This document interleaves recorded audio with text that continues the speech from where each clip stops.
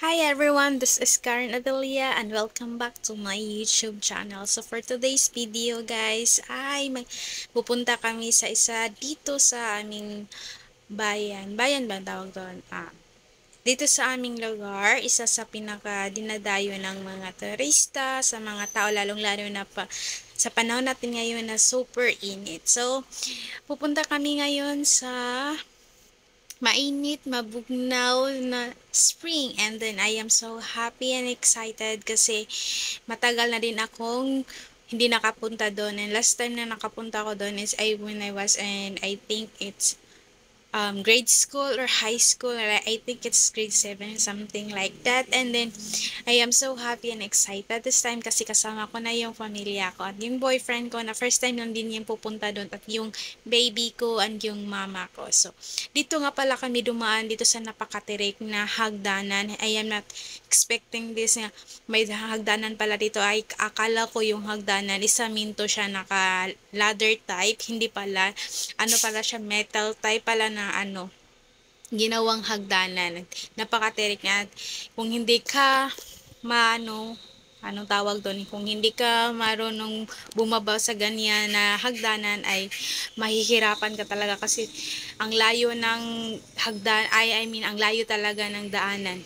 Shortcut ito. Dito kami duman sa shortcut para mas madali. So super init, grabe yung init this time.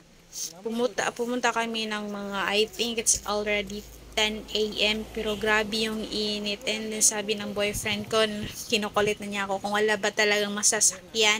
And yes, pwede kayong sumakay, pero pag may kilala kayo, pwede niyong kontakin.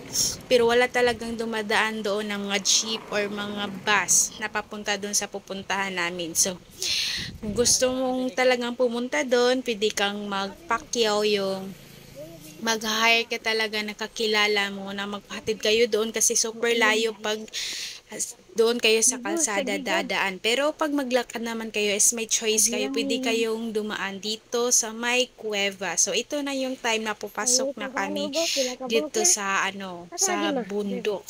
Bundok na talaga to, and then nagtatanong na lang din kami dito sa may baybay kung saan talaga yung way papunta doon sa kuweba. Kasi yun lang yung napakadali na daanan papunta doon sa mainit, mabugnaw na spring. So ayan, ito na yung time na pupasok na kami, and I'm so excited kasi madadaanan na naman namin ako.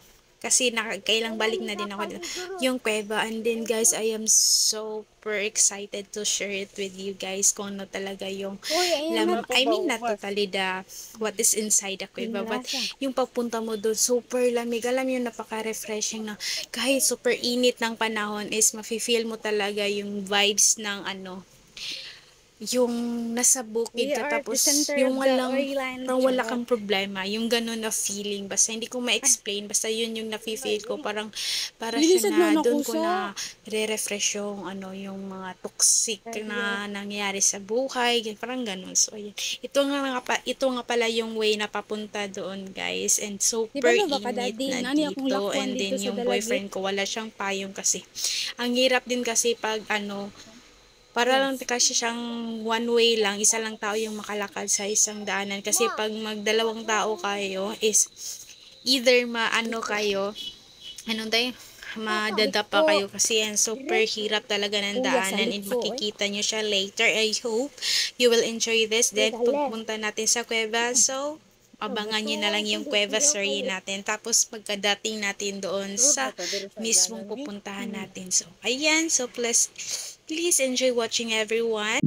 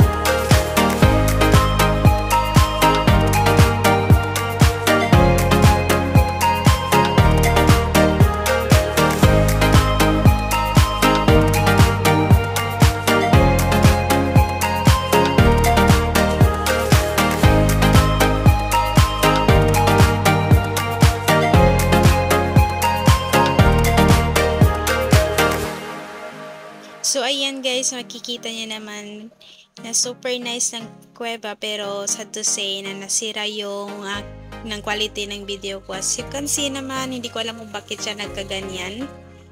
Wala akong power na alam niyo yun, yung mag-good yung quality, na hindi ko alam kung paano siya gawin. And then trying to edit naman the effects na makontrol yung hindi ko talaga maintindihan kung anong nangyari sa video ko. And during that time naman is nandun na kami sa gitna ng kuweba. I think baka hindi talaga pwede kami mag-video doon sa loob. So but this is the cave and it is so nice to be there again, and super refreshing talaga ng loob ng kuweba guys, super nice. So, if you want to go there, so much better talaga makipag-ugnayan kayo sa mga lokal na nandun talaga para alam nyo yung mga dapat yung gawin at yung mga hindi nyo dapat gawin. So wala naman kaming ginawang masama, nag-video lang kami, dumaan lang naman kami sa kuweba, and it's super nice and I am so happy. So please enjoy watching everyone, kasi hindi pa tayo tapos, hindi pa tayo nakarating sa ating pupuntahan. So see you later.